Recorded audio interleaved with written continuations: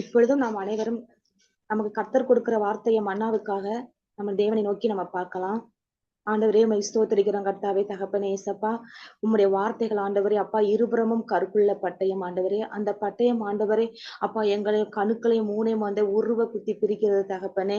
அப்பா தகப்பனே, அந்த வார்த்தைகள் ஆண்டவர் உம்முடைய வார்த்தைகள் வந்து 7 தரம் வந்து உடுக்கப்பட்ட மண் உலையில் உருக்கப்பட்ட நல்ல சுத்த வெள்ளிக்கு ஒப்பா இருக்கு தகப்பனே, பொண்ணுக்கு ஒப்பாதற்கு தகப்பனே.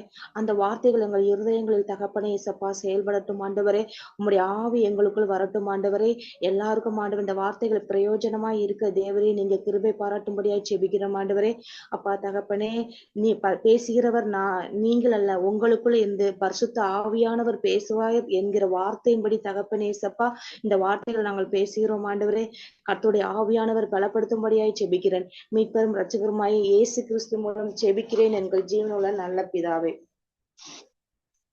இப்பொழுதும் வந்து சோர்வு நேரத்தில் விசுவாசிக்க வேண்டிய வார்த்தைகள் அப்படிங்கிற தலைப்புல நான் பேசுறேன்.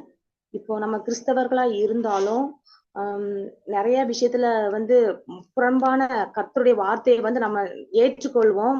ஏற்றுக்கொண்டதுக்கு அப்புறமும் நம்ம மனசுல வந்து அந்த வார்த்தையை ஏற்றுக்கொள்ள முடியாத அளவு ஆவியில வந்து டக்குன்னு ஒரு ஒரு ஒரு ஏற்றுக்கொள்ள முடியாத ஒரு அவிவிசுவாசமான வார்த்தைகள் வந்து நம்ம உள்ளத்துக்குள்ள தோன்றும். அது வந்து வெளிப்படையா வந்து தெரியவே தெரியாது. இப்போ உதாரணத்துக்கு நம்ம மறிச்சதுக்கு அப்புறம் உயிரோட எழுந்திருப்போமா இல்லையா, அப்படியே உலகத்தார் சொல்ற மாதிரி அப்படியே போயிருவாங்களா, அல்லது 7 ஜென்மமா பிறப்பாங்களா, அப்படிலாம் வந்து சில வார்த்தைகள் வந்து நம்ம வெளி ஜனங்கள் சொல்லும் போது நம்ம சொல்லுவோம், இல்ல நம்ம மறிச்ச உடனே நம்ம உயிரோட எழுந்திருப்போம், அப்படி எழுந்திருப்பது நிச்சயம் சொல்லிட்டு நம்ம மனசுல நாம வந்து சொல்லிட்டு இருப்போம்.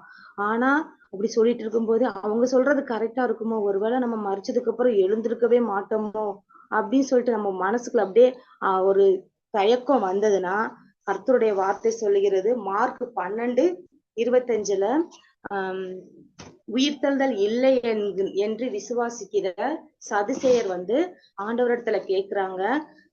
ஒருத்தங்களுக்கு வந்து ஏழு கணவர் இருக்கிறாங்க. மூத்தவங்க வந்து மறைச்சு போயிட்டாங்க. ஆனா மோசேயினுடைய நியாயப்பிரமாணத்துல சொல்றாங்க, ஒரு சகோதரனுடைய மனைவிய விட்டுட்டு மறித்து போயிருந்தான், அடுத்தவன் வந்து திருமணம் செய்து அவனுக்கு வந்து புத்திர சந்தானம் உருவாக்கணும் அப்படின்னு சொல்லிட்டு மோசே நியாயப்பிரமாணத்துல இருக்குது. இப்படியாக 7 சகோதரர்கள் ஒரு ஸ்திரியை விவாகம் பண்ணி விட்டுட்டு போயிடுறாங்க. அப்போ மறிச்சதுக்கு அவங்களுடைய அந்த சகோதரர்களும் மறுத்து விடுகிறார்கள், அந்த பெண்ணும் மறுத்து விடுகிறார். இந்த சமயத்துல வந்து அவங்க வந்து உயிர்த்தெழுந்தால் யாருக்கு வந்து மனைவியாக இருப்பான்னு சொல்லிட்டு ஆண்டவர்கிட்ட வந்து இந்த வார்த்தையை கேட்கிறாங்க. அப்போது கர்த்தருடைய வார்த்தை வந்து சொல்றாங்க, மார்க் 12:25 மரித்தோர் உயிரோடு எழுந்திருக்கும் போது கொல்வனையும் கொடுப்பனையும் இல்லை, அவர்கள் பரலோகத்தில் இருக்கிற தேவதூதரை போல் இருப்பார்கள் என்று சொல்லியிருக்காங்க. அவங்க வந்து ஆண்டவருடைய சாயல்னால உருவாக்கப்பட்ட நாம வந்து நமக்கு வந்து அவருடைய சாயல தேவதூதரை போல இருப்போம்னு சொல்லிட்டு கர்த்தருடைய வார்த்தை சொல்லுது. நீங்க அப்படி வந்து அவிவிசுவாசமான எண்ணங்கள் உங்க கூட கொள்ளும் போது கர்த்தருடைய வசனத்தை கொண்டே நம்ம வந்து அவருடைய பட்டயத்தை எடுத்துக்கொண்டே அந்த அந்த அந்த விசுவாசம் மற்று போக பண்ணுகிற அந்த ஆவிக்கு நீங்க உடனே வந்து மார்க் 12:25 மரித்தோர் உயிரோடு இருந்திருக்கும் போது கொல்வனையும் கொடுப்பனையும் இல்லை, அவர்கள் பரலோகத்தில் இருக்கிற தேவதூரை போல் இருப்பார்கள் அப்படின்னு சொல்லிட்டு சொல்றாங்க. இதே இது வந்து மரித்தோர் எழுந்திருப்பதை குறித்து ஆதியாமத்துல மோசையிட்ட வந்து முச்செடியில பேசின விஷயத்துல நான் கர்த்தருடைய ஆவியானவர் சொல்கிறார், நான் ஆபிரகாமின் தேவனும் ஈசாக்கின் தேவனும் யாக்கோவின் தேவனும் ஆகியிருக்கிறேன் என்று தேவன் முச்செடியை குறித்து சொல்லிய இடத்தில் மோசேயின் ஆகமத்தில் அவனுக்கு சொன்னதை நீங்கள் வாசிக்கவில்லையா? அப்போ தேவன் வந்து மரித்தோருக்கு தேவனாய் இராமல் ஜீவனுள்ளோருக்கு தேவனாய் இருக்கிறார். ஆகையால் நீங்கள் தப்பான எண்ணம் கொள்ளாதீர்கள் என்று சொல்லியிருக்காங்க. இன்னைக்கும் நம்மளுடைய மனசுல அந்த தவறான எண்ணங்களை வந்து கொண்டு வராதபடிக்கு நம்ம கர்த்தருடைய வசனத்தை கொண்டு நம்ம சொல்ல வேண்டும்.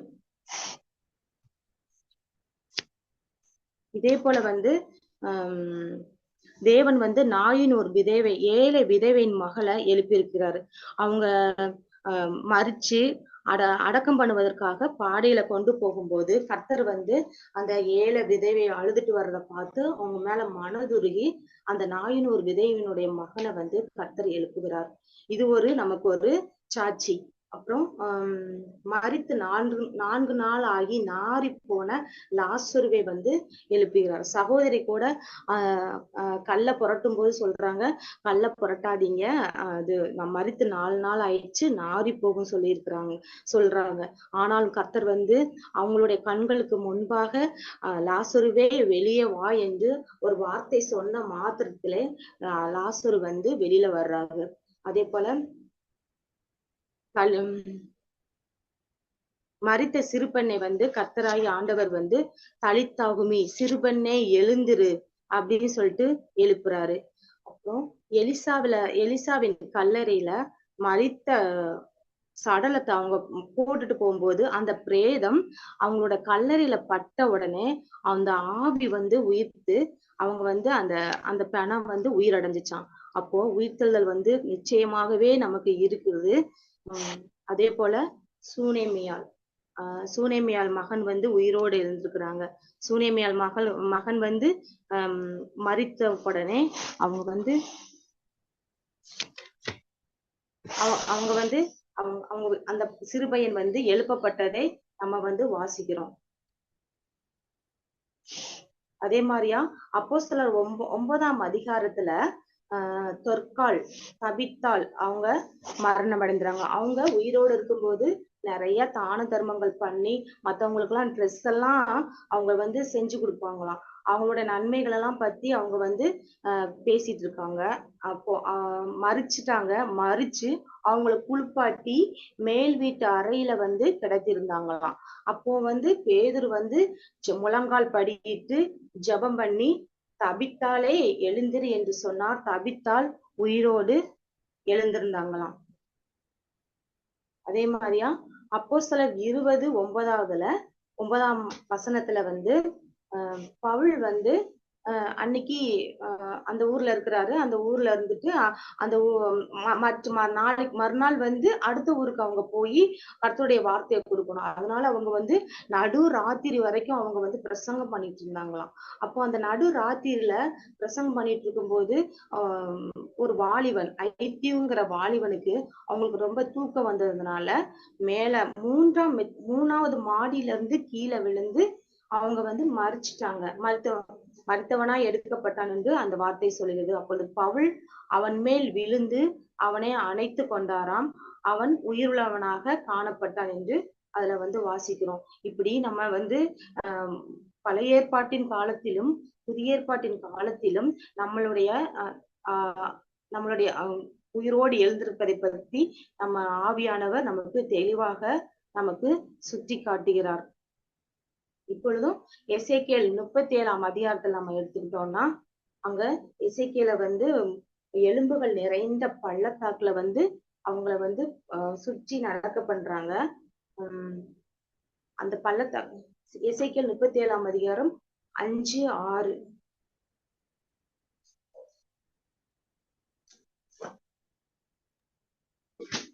கர்த்தராகிய ஆண்டவர் இந்த எலும்புகளை நோக்கி, இதோ நான் உங்களுக்குள் ஆவியை பிரவேசிக்க பண்ணுவேன், அப்பொழுது உயிரடைவீர்கள். நான் உங்கள் மேல் நரம்புகளை சேர்த்து உங்கள் மேல் மாம்சத்தை உண்டாக்கி உங்களை தோலினால் மூடி உங்களில் ஆவியை கட்டளிடுவேன். அப்பொழுது நீங்கள் உயிரடைந்து நான் கர்த்தர் என்று அறிந்து கொள்வீர்கள் என்று உரைக்கிறார் என்று சொல் என்றார். இந்த வார்த்தையை வந்து சொன்ன உடனே எசேக்கியேல் சொன்ன உடனே அந்த எலும்புகளா வந்து ஒன்றோடு ஒன்று சேர்ந்து எழும்பிச்சாங்க. அவங்களுக்குள்ள இன்னும் ஆவி வரல. அப்போது கர்த்தருடைய ஆவியானவர் சொல்லுகிறாரு, அப்பொழுது அவர் என்னை பார்த்து, நீ ஆவியை நோக்கி தீர்க்க தரிசனம் உரை, மனுபுத்திரனே நீ தீர்க்க தரிசனம் உரைத்து ஆவியை நோக்கி கர்த்தராகிய ஆண்டவர் உரைக்கிறது என்னவென்றால், ஆவியே நீ காற்று திசை 4லும் இருந்து வந்து கொலையுண்ட இவர்கள் உயிரடையும்படிக்கு இவர்கள் மேல் ஊது என்கிறார் என்று சொல் என்றார்.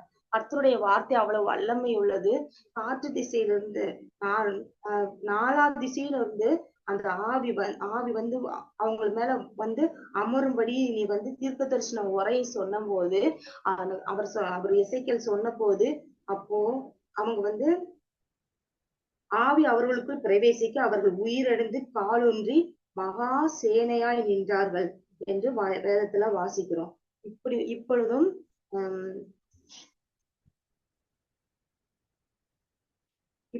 நம்மளுடைய ஆவிக்குரிய ஜீவியத்துல எங்கள் எலும்புகள் எல்லாம் உலர்ந்து போயிட்டு நாங்கள் நம்பிக்கையற்று போனோம் கொண்டு போகிறோம் என்று நம்ம நினைக்கும் போது, நம்ம லைஃப்ல நம்ம வாழ்க்கையில நம்ம இப்படி நினைக்கும் போது கர்த்தருடைய ஆவியானவர் சொல்றாரு, உங்களுக்குள்ள நான் வந்து என் ஜீவனை கொடுப்பேன், என் ஆவியை வந்து உங்களுக்கு நான் கொடுப்பேன்னு சொல்லி கர்த்தர் சொல்றாரு. எசேக்கியேல் 36 25 26 பார்க்கும்போது கர்த்தர் வந்து அப்பொழுது நான் உங்கள் மேல் சுத்தமான சலம் தெளிப்பேன், நான் உங்களுடைய எல்லா அசுத்தங்களையும் உங்களுடைய எல்லா நரகலான விக்கிரங்களையும் நீக்கி உங்களை சுத்தமாக்குவேன், நீங்கள் சுத்தமாவீர்கள். உங்களுக்கு நவமான இருதயத்தை கொடுத்து உங்கள் உள்ளத்திலே புதிதான ஆவியை கட்டளையிட்டு கல்லான இருதயத்தை உங்கள் மாம்சத்திலிருந்து எடுத்து போட்டு சதையான இருதயத்தை கொடுப்பேன் என்று கர்த்தர் சொல்கிறார். நம்முடைய வாழ்க்கையில எலும்புகள் உலர்ந்து போன எலும்புகள் மாறியவும் எங்க வாழ்க்கையில நம்பிக்கையே இல்லை அப்படின்னு சொல்லி நம்ம நினைக்கும் போது கர்த்தருடைய வார்த்தை சொல்கிறது. எசேக்கியேல் 36 25 27 பார்க்கும்போது அவர் நமக்கு வந்து நவமான இருதயத்தை வந்து கொடுப்பாராம். உங்க உள்ளத்துல அவர் புதிதான ஆவியை நமக்கு கட்டளையிட்டு கல்லான இருதயத்தை உங்கள் மாம்சத்தில் இருந்து எடுத்து போட்டு சதையான இருதயத்தை உங்களுக்கு கொடுப்பேன் என்று சொல்கிறார். நமக்கு வந்து ஆவியை கொடுக்கறது மாத்திரமல்ல, நம்மளுடைய இருதயத்தையே வந்து மாற்றுகிறார். வேத வசனம் சொல்கிறது, எல்லாவற்றை பார்க்கிலும் மனுஷனுடைய இருதயம் மகா திருக்குள்ளது மகா கேடுள்ளதுமாய் இருக்குது அப்படின்னு சொல்லிட்டு வசனம் சொல்லுது. அப்போ மனுஷனுடைய அந்த இருதயத்தையும் கூட தேவன் வந்து மாத்தி நமக்கு ஒரு புதிதான ஆவியை வந்து நமக்குள்ள வந்து கட்டளையிடுகிறார். அந்த ஆவியை கட்டளையிட்ட உடனே நம்ம வந்து இந்த உலகத்துக்குரியவங்களா இல்லாம மாம்சத்துக்கு படி சிந்திக்காமல் ஆவி கேட்டபடி உள்ளவர்களாக நாம் நடக்க ஆரம்பிக்கிறோம். உங்கள் உள்ளத்திலே என் ஆவியை வைத்து உங்களை என் கட்டளைகளில் நடக்கவும் என் நியாயங்களை கைக்கொள்ளவும் அவைகளின்படி செய்யவும் பண்ணுவேன் என்று கர்த்தருடைய வார்த்தை சொல்லுது. அவருடைய ஆவி நமக்குள்ள வந்தா நம்ம வந்து கர்த்தருடைய வார்த்தையின்படி அவங்க என்ன சொல்றாங்க, அப்பா என்ன சொல்றாங்க, அந்த நியாயத்தின்படியும் அவருக்கு சொல்ற கட்டளை இது இப்படி பண்ணுனா இப்படி பண்ணுங்க, நீ போய் விக்கிரக ஆராதனை பண்ண வேணாம்னா பண்ணக்கூடாது, நீ அந்நிய நோகத்துல வந்து பிணைக்கப்படக்கூடாது என்றால் அவங்க பிணைக்கப்பட மாட்டாங்க. அப்படி அந்த ஒரு ஆவி நம்மள உள்ளத்திலே நம்மளையும் ஒரு புதிய மார்க்கத்தை ஒரு புதிய ஜீவியத்தை வந்து நமக்காக வந்து கர்த்தர் வந்து கொடுக்கிறார்.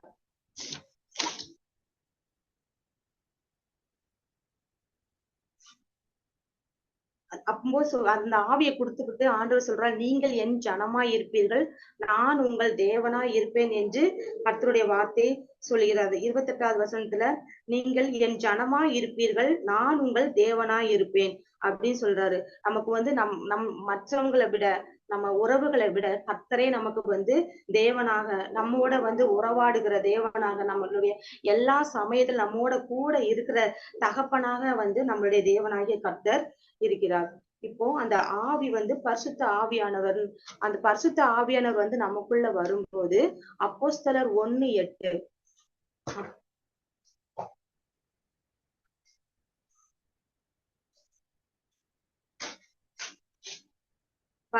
அப்போஸ்தலர் 1:8 அந்த ஆவி நம்ம கிட்ட வரும்போது என்ன செய்வோம்னா, பரிசுத்த ஆவி உங்களிடத்தில் வரும்போது நீங்கள் பலனடைந்து எருசலேமிலும் யூதேயா முழுவதிலும் சமாரியாவிலும் பூமியின் கடைசி பரியந்தமும் எனக்கு சாட்சிகளாக இருப்பீர்கள் என்று கர்த்தருடைய வசனம் சொல்லுது. பரிசுத்தாவி நமக்குள்ள வரும்போது நம்ம பலனடைவோம். இப்போ இது எருசலேமிலும் யூதேயா முழுவதிலும் சமாரியானா நம்ம கிராமத்துல இருந்தோம்னா நம்ம கிராமத்திலையும், நம்ம நகரத்துல இருந்தா நம்ம நகரத்துக்கும், நம்மளுடைய பட்டணத்துக்கும், நம்மளுடைய தமிழ்நாட்டிற்கும், அப்புறம் வந்து இந்தியாவுக்கும், அதாவது நம்ம உலகத்துல வந்து கடைசி வரைக்கும் நம்ம வந்து சாட்சிகளாக இருப்போம். கர்த்தருடைய சாட்சிகளாக இருப்போம். நம்ம வந்து பலனாத்தான் இருப்போம். யாரும் நம்மள வந்து மற்றவங்க யாராலும் குற்றப்படுத்த முடியாது. அவருடைய கட்டளைகளையும் அவருடைய நியாயங்களையும் வந்து நம்ம வந்து கடைபிடிச்சு கர்த்தருக்காக நம்ம ஒரு தைரியமான ஒரு பிள்ளையாக சாட்சிகளாக இருப்போம். கிறிஸ்துவின் சாட்சிகளாக நாம இருப்போம்.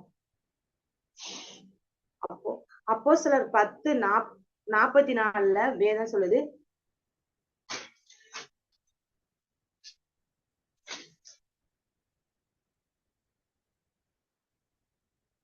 இந்த வார்த்தைகளை பேதுரு பேசிக் கொண்டிருக்கையில் வசனத்தை கேட்ட யாவர் மேலும் பரிசுத்த ஆவியானவர் இறங்கினார். நம்ம வசனத்தை கேட்கும் போது பரிசுத்த ஆவியானவர் நம்ம மேல வந்து இறங்குவார். அவருடைய வசனம் வந்து நம்ம வசனத்தை படிக்கும் போது தேவ ஆவியானவர் நம்மோட கூட பேசுவாரு, நம்மோட கூட இடர்படுவார். நம்ம மத்தவங்க செய்தி கொடுக்கும் போது வசனத்தை நம்ம வந்து சிதறாமல் நம்ம கேட்கும் பொழுது கர்த்தருடைய ஆவியானவர் நம்மேல் இறங்குவார். அப்போ எப்பொழுதெல்லாம் வந்து ஆவியானவர் நம்ம இறங்குவார்னா, அப்போஸ்தலர் 2:1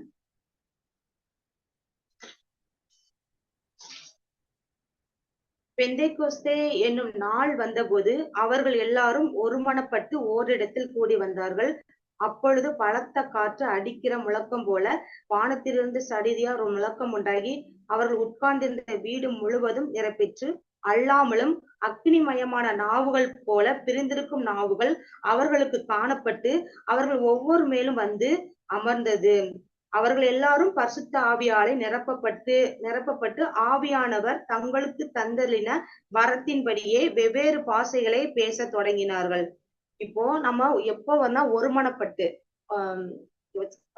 ஆண்டவர் சொல்றாரு, நீங்கள் பூமியிலே ஒரு மனத்தோட வந்து என்கிட்ட எதை கேட்டாலும் நான் வந்து செய்வேன்னு சொல்லியிருக்காரு. அப்போ நம்ம வீட்டுல ஒரு மனப்பாடு, மற்றவங்களுக்கு மத்தியில ஒரு மனப்பாடு இருக்கும்போது நம்ம கூடி செபிக்கும் போது ஒரே மனதுடன் முழு இருதயத்தோடும் முழு ஆத்மாவோடும் முழு பலத்தோடும் நீங்க வந்து தேவனை சேவிக்கும் போது கர்த்தருடைய ஆவியானவர் வந்து பெந்தைக்கோஸ்தே நாளில் ஊற்றப்பட்ட பரிசுத்த ஆவியானவர் நம்மையும் நிரப்ப வல்லவராய் இருக்கிறார். யோவான் 15:26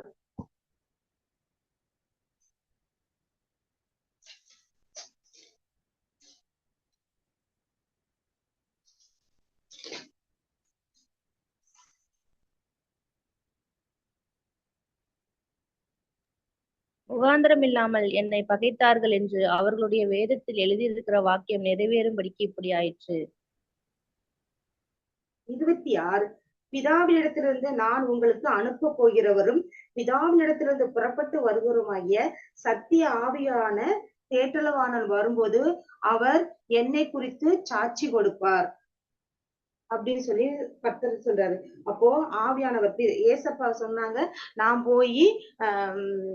வந்து இங்க இருந்து போய் நான் வந்து பரிசுத்த ஆவியாக தேற்றல்வாளனை வந்து அனுப்புவேன். அவர் வந்து உங்களை வந்து எல்லா சத்தியத்துக்குள்ளும் உங்களை நடத்துவாரு, உங்களுக்குள்ள இருப்பாரு, உங்களோட வாசம் பண்ணுவாரு அப்படின்னு சொல்லிட்டு நமக்கு ஒரு துணையாக ஒரு தகப்பன் வந்து தகப்பன் போனதுக்கு அப்புறம் ஒரு பரிசுத்த ஆவியாகிய தேற்றல்வாளனை நமக்கு வந்து இந்த தெய்வம் நமக்கு வந்து அனுப்பி கொடுத்து நம்மளோட கூட வாசம் பண்ணும்படி, நம்மளோட கூட உறவாடும்படி தேவ ஆவியானவர் நமக்குள் வந்து இடர்படும்படியாக வந்து அப்படி ஒரு கைவிட்டுட்டு கூட நம்மளுடைய தகப்பன் போகல. ஒரு தேற்றல்வானாகிய பரிசுத்த ஆவி நம்மோட எப்பொழுதுமே இருக்கும்படியாக அவர் வந்து நமக்கு ஒரு பரிசுத்த ஆவியானவரை அனுப்பிச்சு வைக்கிறாரு. அதே மாதிரியா அந்த பரிசுத்த ஆவியானவர் என்ன பண்ணுவார்னா, எல்லாவற்றையும் நமக்கு போதித்து எல்லாவற்றையும் நமக்கு நினைப்பூட்டுதலின் ஆவியானவராக நம்ம பரிசுத்த ஆவியானவர் இருப்பார். அந்த பரிசுத்த ஆவியானவர் நம்மள சகல சத்தியத்திற்குள்ள நடத்துவார். அந்த பரிசுத்த ஆவியானவர் பரிசுத்த ஆவியார் தேற்றவான எல்லாவற்றையும் நினைப்பூட்டு போதித்து நமக்கு நடத்துவார்னு சொல்லிட்டு தேவனுடைய வசனம் சொல்கிறது. அப்புறம் அந்த பரிசுத்த ஆவியானவர் எப்படி இருப்பார்னா, அப்போஸ்தலர் 8:29 நம்ம வாசிச்சு பார்த்தோம்னா, எத்தியோப்பியனாகிய கந்தாகே ஸ்திரீயை பத்தி வந்து அவங்களோட மந்திரிய பத்தி அந்த அதிகாரத்தை நம்ம படிக்கும்போது ஆவியானவர் எத்தியோப்பியா ராஜசிரியின் மந்திரி ரதத்திலே உட்கார்ந்து ஏசாயா தீர்க்கதரிசன ஆகமத்தை வாசித்து கொண்டிருந்தாரு. அப்போது பிலிப்பு அந்த தேசத்துல வந்து பிரசங்கம் பண்ணி கொண்டிருந்தார். ஆனா ஆவியானவர் சொல்றாரு, நீ போய் அந்த ரதத்துல நீ போய் அந்த ரதத்துடனே சேர்ந்து கொள் என்று பிலிப்புடனே சொன்னார். அந்த பரிசுத்த ஆவியானவர் ஆண்டவரோடு கூட இருக்கிற பிள்ளைங்களோட, அதாவது வந்து ஆவிக்குரிய பிள்ளைகளோட நம்மள வந்து இணைச்சு வைப்பாரு. அப்போ அந்த பரிசுத்த ஆவியான அந்த பிலிப்பு வந்து அந்த அந்த மந்திரி வந்து படிச்சுட்டு இருக்கிற ஏசாயா ஆகமத்தை வந்து படிச்சுட்டு இருக்கும் போது, ஆனா அவர் ஒரு சைடுல இருக்காரு, ஆனா பிலிப்பு ஒரு சைடுல இருக்காரு. ஆனா ஆவியானவர் போய் அந்த ரதத்துல போய் சேர்ந்து போ அப்படின்னு சொல்லும் போது அந்த அந்த பிலிப்பு வந்து அவரோட சேர்ந்துக்கிறாரு. சேர்ந்துட்டு நீங்க என்ன படிக்கிறீங்க அப்படின்னு சொல்லி கேட்கும் போது ஏசாயா ஆகமத்தை வந்து படிக்கிறாரு. அப்ப படிக்கும்போது இது உங்களுக்கு வந்து இதனுடைய இது விளக்கம் தெரியுமா அப்படின்னு சொல்லிட்டு அவங்க கேக்குறாரு. ஆனா வந்து அந்த அந்த அந்த எத்தியோப்பியன் சொல்றாரு, எனக்கு வந்து ஒருத்தவங்க வந்து சொல்லி இது யாராவது எனக்கு சொல்லி கொடுத்தாதான் தெரியும், நீ சொல்லி கொடுக்கலாட்டி எனக்கு தெரியாது அப்படின்னு சொல்லிட்டு அந்த மந்திரி சொல்லும் போது அந்த பிலிப்பு வந்து என்ன செய்யறாரு, கற்றுக் கொடுக்கிறார். பரிசுத்த ஆவியானவர் நமக்கு வந்து கற்றுக் கொடுக்கிற தெய்வம். நம்மளுடைய வசனங்களுக்கு வந்து சில நேரத்துல தெரியாதப்போ அதை விலக்கி கொடுக்கிற பரிசுத்த ஆவியான தேற்றவாளன் கற்றுக் கொடுக்கிற ஒரு தெய்வமாக இருக்கிறார். அதுல அவன் வாசித்த வேத வாக்கியம் என்னவென்றால், அவன் ஒரு ஆட்டை போல அடிக்கப்படுவதற்கு கொண்டு போகப்பட்டார். மயிர்கத்திற்கு முன்பாக சத்தமிடாதற்கு ஆட்டுக்குட்டியை போல அவர் தமது வாயை திறவாது இருந்தார் அப்படின்னு சொல்லிட்டு அதை வாசிச்சு இருக்கிறதுக்கு வந்து பிலிப்பு அவரை வந்து அந்த அந்த அவருடைய வாசிப்புக்கு ஏற்ற ஒரு விளக்கத்தையும் ஒருத்தர் கற்றுக் கொடுக்குதலையும் வந்து சொல்லிக் கொடுக்காரு. அப்போ அந்த பரிசுத்த ஆவியானவர் அந்த மந்திரி கிட்ட பேசுறாங்க. அந்த ஞானஸ்நானத்தை வந்து குறித்து பேசும்போது அவருக்கு அந்த மந்திரிக்கு வந்து ஒரு தண்ணியை பார்த்த உடனே அந்த ஞானஸ்நானத்தை எடுத்து நம்ம ஆண்டவரை வந்து நல்லா பற்றி கொள்ள வேண்டும் என்று அவங்களுடைய விருப்பம் இருக்குது. அந்த தண்ணி பார்த்த உடனே அந்த ரதத்தை வந்து அந்த மந்திரி நிறுத்த சொல்லி உடனே ஞானஸ்நானம் கொடுக்கிறாரு. கர்த்தருடைய ஆவியானவர் வந்து உடனே மனமாற்றத்தை கொடுப்பாரு. பரிசுத்த ஆவி யார், அதாவது வந்து நம்மளுடைய ஜனங்கள், கர்த்தருடைய ஜனங்களோடு தேவ பிள்ளைகளோடு ஒருவரோடு ஒருவர் இணைக்கப்பட்டு வேத வாக்கியங்களை தெரியாதவற்றை கற்றுக்கொள்ளவும் நமக்கு அவர் வந்து உதவி செய்கிறாரு. அப்புறம் வந்து ஞானஸ்தானம் வந்து இந்த இடத்துல ஒரு முக்கியமான இருக்குது. அவர் சொல்றாரு, தண்ணீர் இங்க இருக்கிறது, நம்ம ஞானஸ்தானம் எடுக்கிறதுக்கு ஏதாவது தடை இருக்குதா அப்படின்னு சொல்லிட்டு அவங்க வந்து கேக்குறாங்க. அப்போ அந்த வேலையெல்லாம் முடிச்ச உடனே கர்த்தருடைய ஆவியானவர் வந்து பிலிப்பு வந்து எடுத்துட்டு போயிருவாரு. சோ இந்த இடத்துல வந்து கர்த்தருடைய ஆவியானவர் நமக்கு கற்றுக் கொடுக்குதலின் ஆவியானவராக நமக்கு காணப்படுகிறார்.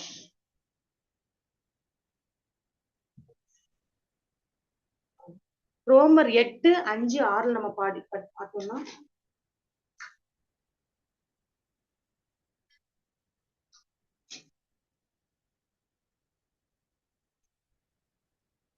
ஒன்பதாவது வசனத்துல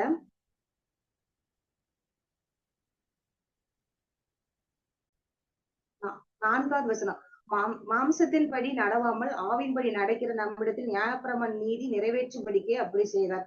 அன்றியும் மாம்சத்தின்படி நடக்கிறவர்கள் மாம்சத்துக்குரியவைகளை சிந்திக்கிறார்கள், ஆவியின்படி நடக்கிறவர்கள் ஆவிக்குரியவைகளை பற்றி சிந்திக்கிறார்கள்.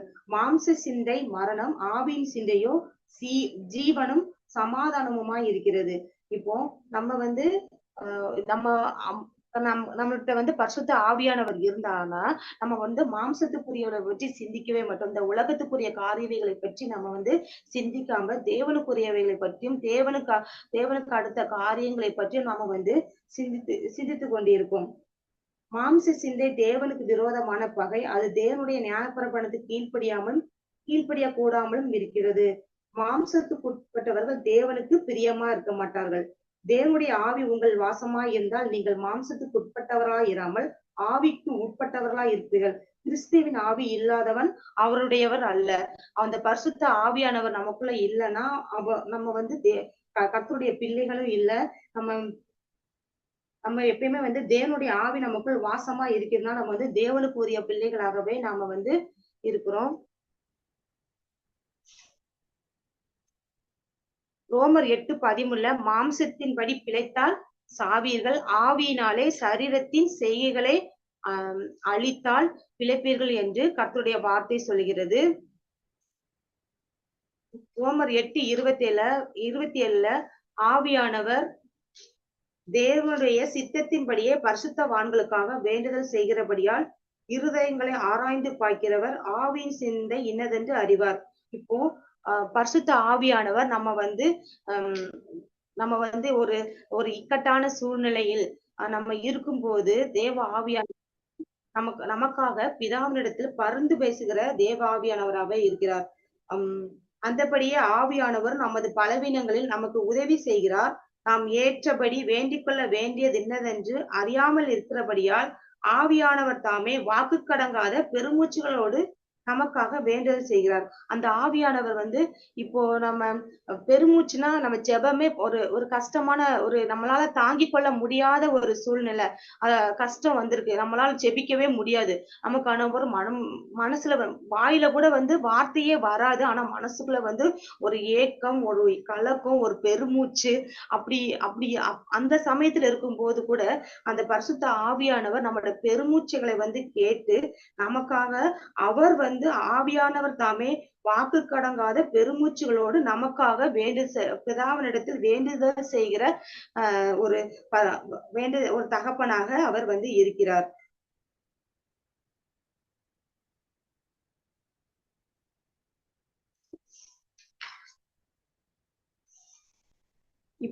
ரோமர் 12:11 கர்த்தருடைய வசனம் சொல்லுகிறது, நீங்கள் என்ன செய்யுங்க, அசதியா இராமல் ஜாக்கிரதையா இருங்கள், ஆவியிலே அனலா இருங்கள், கர்த்தருக்காக ஊழியம் செய்யுங்கள் என்று தேவனுடைய வார்த்தை சொல்லுகிறது.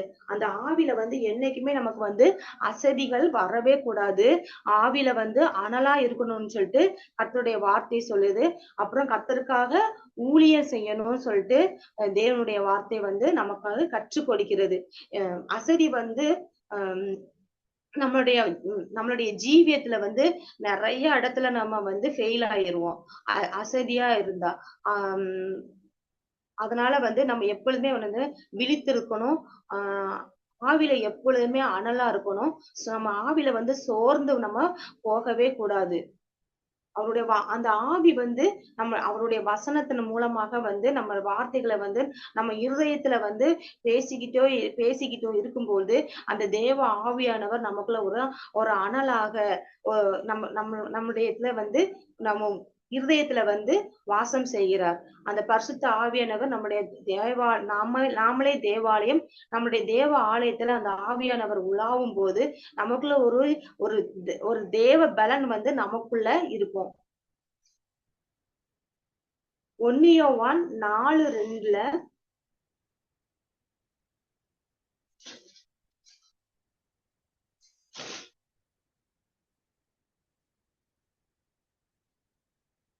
தேவ ஆவியை நீங்கள் எதினாலே அறியலாம் என்றால் மாம்சத்தில் வந்த இயேசு கிறிஸ்துவை அறிக்கை பண்ணுகிற எந்த ஆவியும் தேவனால் உண்டாயிருக்கிறது. நம்ம தேவனுடைய ஆவி நமக்குள்ள இருக்குது அப்படின்னு சொல்லிட்டு நம்ம எப்படி நம்ம வந்து உறுதி செஞ்சுக்கலாம்னா, தேவ ஆவியை நீங்கள் எதனால் அறியலாம் என்றால் மாம்சத்தில் வந்த இயேசு கிறிஸ்துவை அறிக்கை பண்ணுகிற எந்த ஆவியும் தேவனால் உண்டாயிருக்கிறது. நம்ம எந்த ஒரு காரியத்தினாலும் நம்மளுடைய இயேசு கிறிஸ்துவை வந்து நம்ம அறிக்கை பண்ணணும். அறிக்கை பண்ணாம நம்ம வந்து இருக்கவே கூடாது. மாம்சத்தில் வந்த இயேசு கிறிஸ்துவை அறிக்கை பண்ணாத எந்த ஆவியும் தேவனால் உண்டானது அல்ல அப்படின்னு சொல்லிட்டு தேவனுடைய வார்த்தை சொல்கிறது. நம்ம ஆண்டவர் அப்போ மாம்சத்தில் வந்த இயேசு கிறிஸ்துவே மெய்யான தெய்வம் என்று நம்ம வந்து இருதயத்துல விசுவாசித்து வாயினால அறிக்கை செய்யும் பொழுது நம்ம வந்து அந்த தேவனுடைய ஆவி வந்து நமக்குள்ள இருக்குது என்பதை நம்மால வந்து உணர முடியும். யாத்ராகமும் 35வது அதிகாரத்துல 30-33 வசனத்தை நம்ம பார்த்தோம்னா,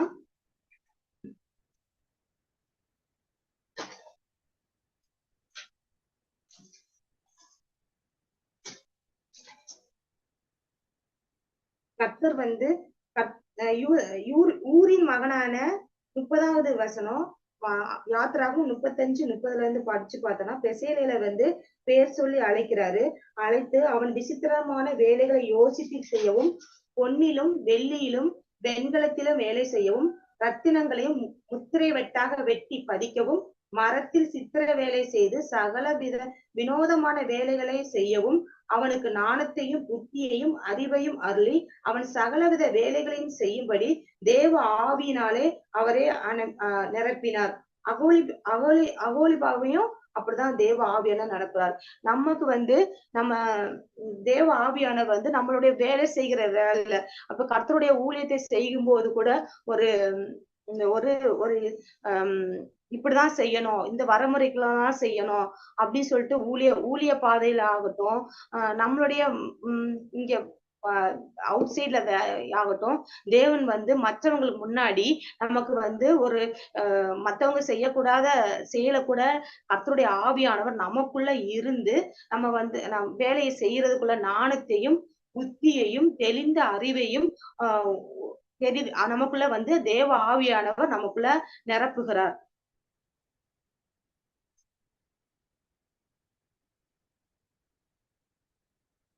அதே மாதிரி கர்த்தர்தான் அதே மாதிரியே வந்து நம்ம நியாயாதிபதிகள் நம்ம வாசிக்கும் போது சிம்சோனை வந்து கர்த்தருடைய ஆவியானவர் வந்து கர்த்தருடைய ஆவியான அவன் மேல வந்து பலமா இறங்கும் போது ஒரு சிங்கத்தை ஒரு ஆட்டை வந்து கிழிக்கிறது போல கிழிச்சு அந்த சிங்கத்தை வந்து கொல்றாரு.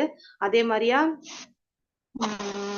அந்த விடுகதை போடுற விஷயத்துல கூட அவங்க பெலிஸ்தர் அந்த விடுகதைக்கு வந்து பதில் சொன்னதுக்கு அப்புறம் அங்க போய் வந்து அவங்க ஒரு தேசத்துல போய் வெட்டி அவங்களுடைய வஸ்திரங்களை உறிந்து கொண்டு வந்து பரிசுத்த தேவாவின் அவனை நிரப்புனால போய் அந்த வஸ்திரத்தெல்லாம் உறிஞ்சு கொண்டு வந்து அவங்ககிட்ட வந்து கொடுக்குறாரு. அதே மாதிரியா அந்த பரிசுத்த ஆவிய கர்த்தருடைய ஆவியானவரை தனக்குள் இருக்கும்போது அப்படி செஞ்சாரு, தனக்குள் இல்லாதப்போ அவருடைய அவங்க வந்து தவறான பாவங்கள் செஞ்சு அவங்களுடைய தலைமயிர் வந்து சிறைக்கப்பட்ட உடனேயே அந்த ஆவியானவர் போனது கூட தெரியாம இருக்கும்போது கடைசி நேரத்துல கூட தேவனிடத்துல வேண்டும் போது அந்த தேவ ஆவியானவர் வந்து அப்போ ஒரு சமயம் மட்டும் எனக்கு தாங்கப்பா அப்படின்னு சொல்லும் போது அவனுக்கு வந்து அவன் மேல பலமா இறங்கி அந்த அந்த தூணெல்லாம் பிடுங்கிட்டு அந்த அரண்மனை கீழே கவுந்துச்சு. அங்க இருந்த எல்லாருமே மறிச்சு போயிட்டாங்களோ. அது மாதிரி நம்ம சில சமயத்துல நம்ம வழி விலகி போனாலும், கர்த்தருடைய சந்நிதியை விட்டு விலகி போனாலும், நம்ம மனம் திரும்பி ஆண்டவர்கிட்ட கேட்கும் போது தகப்பன் வந்து நமக்கு அந்த பரிசுத்த ஆவியானவரை நமக்குள்ள தந்தர்லி புது பலத்தையும் புது பலனையும் தேவ ஆவியானவர் நமக்குள்ள தந்து வழி நடத்துகிறார். இந்த பரிசுத்த ஆவியானவர் எப்பொழுதுமே நம்மோட இருந்து நமக்குள்ள வந்து செயல்படுகிறார். நினைப்பூட்டுதலின் ஆவியானவராக இருக்கிறார், ஞானத்தின் ஆவியானவராக இருக்கிறார். இந்த பரிசுத்த ஆவியானவருக்காக நாம் அனைவரும் ஜெபம் பண்ணலாம். பரிசுத்தமும் கிருபை நிறைந்த நல்ல தகப்பனே ஏசப்பா, இந்த வசனத்தின் மூலம் நீங்க சொன்ன வசனத்தின் மூலம் தகப்பனே ஏசப்பா ஒவ்வொருவருடைய இருதயத்திலும் பரிசுத்த ஆவியானவர் இன்னைக்கு இப்பொழுதே ஒருமனப்பட்டு கேட்கிறவங்களுக்கு நீங்க வந்து இறங்கும்படியா நான் செபிக்கிறேன் கர்த்தாவே. தகப்பனே ஏசப்பா ஸ்தோத்திரம் ஆண்டவரே, நீங்க இல்லாம எங்களுக்கு வாழ்வு இல்லப்பா, உங்க சமூகம் இல்லாம எங்களுக்கு விடுதலையே இல்லப்பா. அந்த பரிசுத்த ஆவியானவர் எங்களுக்குள் எங்கள் உள்ளத்திற்குள் எப்பொழுதும் ஆண்டவரை அசைவாடி கொண்டு இருக்கும்படியா நாங்கள் செபிக்கிறோம். மீட்பரும் இரட்சகருமாய இயேசு கிறிஸ்து மூலம் செபிக்கிறோம் எங்கள் ஜீவனுள்ள நல்ல பிதாவே. ஆமேன்.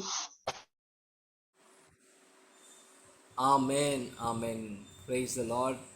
Thank you, Sister Esther. Thank you for that wonderful message. உயிர்த்தெழுதலை பற்றியும் தேவனுடைய ஆவியானவரை பற்றியும் அநேக காரியங்கள் அநேக வசனங்களை நாம் இன்றைக்கு கற்றுக்கொண்டோம். இப்பொழுதும் நாம் தலையிலே தாழ்த்தி நாம் ஜெபிக்கலாம், தேவனுடைய ஆசீர்வாதத்தை பெற்றுக்கொள்ளலாம். கர்த்தர் உன்னை ஆசீர்வதித்து உன்னை காக்க கடவர். கர்த்தர் தம்முடைய முகத்தை உன்மேல் பிரகாசிக்க பண்ணி உன்மேல் கிருபையாய் இருக்க கடவர். கர்த்தர் தம்முடைய முகத்தை உன்மேல் பிரசன்னமாக்கி உனக்கு சமாதானம் கட்டளையிட கடவர். Amen, amen, amen. God bless you all. Over to Pastor Anish.